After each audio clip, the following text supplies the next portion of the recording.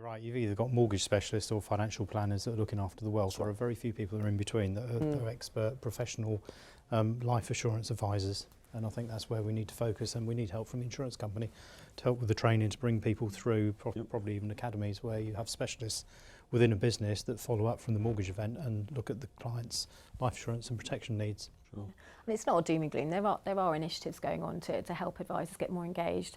You know, publicising claim statistics, looking at simpler processes. I mean, obviously, the over 50s product is obviously a very easy sale to make and to help customers get some form of protection.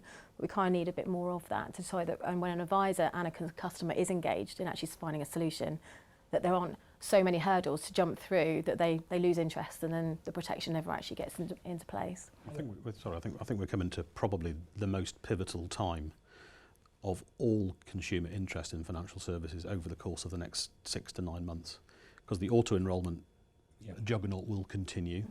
We've got the budget changes on pensions coming in April next year. We've got the first Freedom Day event for child trust funds happening at the same time. And there's going to be an awful lot of awareness and noise around financial services and financial planning over the next kind of 18 months, but it's going to be stimulated in April, largely out of the pension changes. So there'll just be a lot more noise around financial services generally. So I think we have a tremendous opportunity now to get our act together as an industry and start to align some of these strategies up. Right. So that the people who need protection actually get the advice they need. And those that need help around pension planning get the help and the advice they need, or the guidance, depending on where the government initiatives end up. It's a good point, Stuart. It's a call to arms, really, yes, as well, isn't it? So right. it's coming. So so make sure you're there and ready when it does Very actually hit. Most research suggests most advisors are finding life cover clients purely by age at the moment. So what are the sort of the triggers, the strategies, or the partnerships that advisors should be thinking about to find slightly older clients who seem to be perhaps readier to have this kind of discussion about protection at the moment?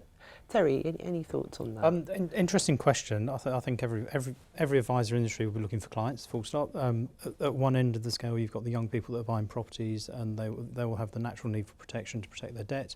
At the other end of the scale, we've got people that are retiring or looking to retire. So from next year, they'll be able to cash in most of their pension, which would remove a potential lump sum they'd have if they've died. So you've got a potential opportunity of talking to those people.